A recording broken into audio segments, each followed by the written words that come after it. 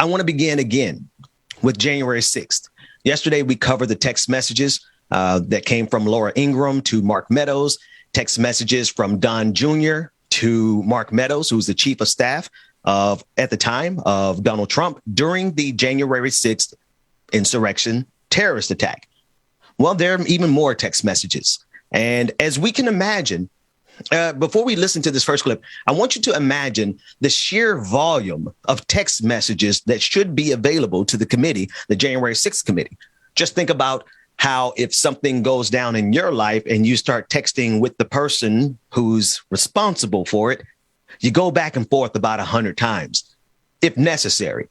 Now, imagine being the president of the United States and the host from Fox News have your email address or have your cell phone number and have the cell phone number of your chief of staff. That to me says that there is an enormous volume of text messages that should be up for consideration. Yesterday, we reviewed the first few of them. Let's take a look at this next clip as Liz Cheney, Representative Liz Cheney, a Republican, no fan, doing America no real favors, but she is succinctly breaking down the text messages so that we can clearly see the role that Fox News, as well as the conservative movement, elected officials this time, played in the January 6th communication. Let's take a look at it. Mr. Meadows received numerous text messages that he has produced without any privilege claim urging President Trump to take action. I read a number of those last night to the nation. Here are a few others from Republican members. Quote, "It is really bad up here on the Hill." Another one, "The president needs to stop this ASAP." Another one, "Fix this now." And as we saw last night, dozens of texts, including from Trump administration officials, from members of the press, from Donald Trump Jr., urged immediate action by the president. But we know hours passed with no action by the president to defend the Congress of the United States from an assault while we were trying to count electoral votes. And we certainly would not expect someone of the character of Donald Trump to ask his supporters to stand down. Let's be clear about that. Of course, Donald Trump was not going to come out forthrightly and tell his supporters to stand down when they came up there on his urging. You have to remember, before January 6th jumped off, Donald Trump spoke to that crowd. There's a clip somewhere, it's coming to my mind as I'm speaking, but there's a clip of Donald Trump speaking to the crowd before they set everything off.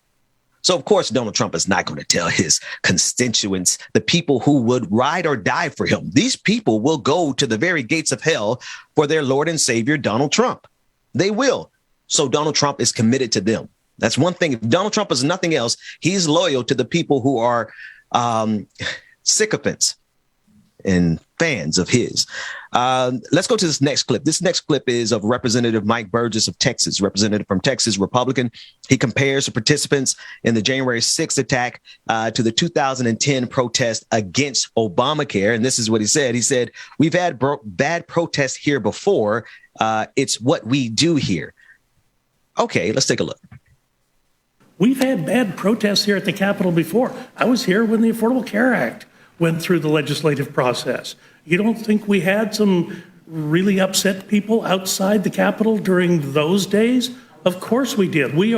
This is it's what we do here. But where was the preparation? It's what we do here. I'm sure he's saying this is what white conservatives do here. Because let's be sure, white progressives could not get away with what happened on January 6th. I just want you to be sure, like Donald Trump actually sent federal agents to kill a white progressive by the name of Michael Reinhold, who acted in self-defense of a black man, right? Donald Trump sent federal agents to kill that man. There's no way in the world, and that man was white. There's no way in the world white progressives, white liberals, or black people of any persuasion could get away with the protest that you saw, the riot that you saw, the terrorist insurrection attack on January 6th. It just doesn't happen. So when I hear this Republican say this, clearly, there's no question, there's no bones about it. He is talking to a very specific type of white American. Not even you white liberals are included in this, because if you go to the Capitol and protest on behalf of Medicare for all, the way they protested to overthrow this country, you won't make it back. I don't care what color you are. If you go up there and you protest against the greed and the corruption of this economic system, I don't care what color you are, there's a good chance that you will not come back. So when this Republican is up there talking about we're used to this type of protest, be sure in 2010, the Tea Party protests against Obamacare were white aggrieved conservatives. So yeah, he's right. America is used to the protests that come from people who simply have carte blanche privileges in this country and simply do not have to be concerned with trying to get justice from a system that would turn a blind eye to the terrorist attack of January 6th. We're talking about the whole of democracy here. We're not talking about differences in policy opinions. OK, we're not talking about whether or not you think the tax rate should be 15% for corporations or tax them at the same rate you tax income. Come on, somebody. We're not talking about those substantive arguments that we can have and that we can get qualitative or rather quantitative data on to see what is actually better performing. Those are disagreements that are worth having.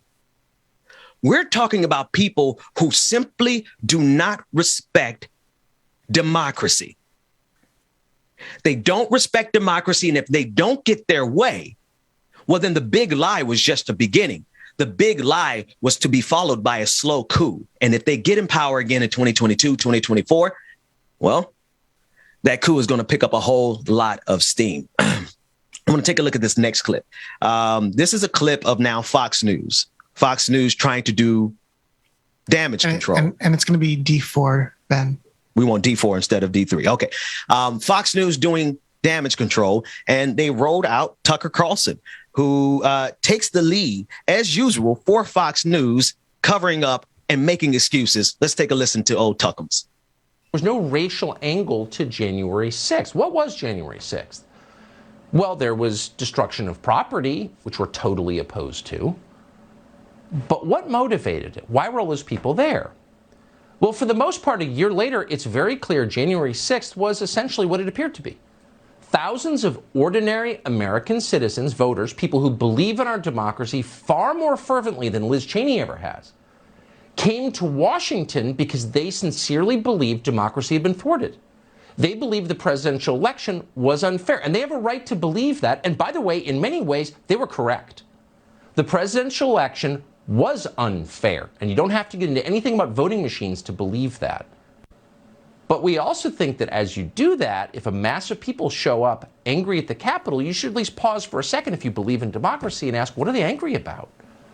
Maybe we should address their concerns. But Liz Cheney. You know, before we go to the guests, I want to close out with this segment. There have to be more conservatives of good faith in this country that draw the line, at least at democracy. That's the way I view Liz Cheney. Liz Cheney is saying, listen, I may not stand up for marginalized people. I may give corporations all the tax breaks they need. I may fully invest into not personally, but I will fully make sure that the military industrial complex is never challenged. But when it comes down to democracy, Liz Cheney is saying enough's enough.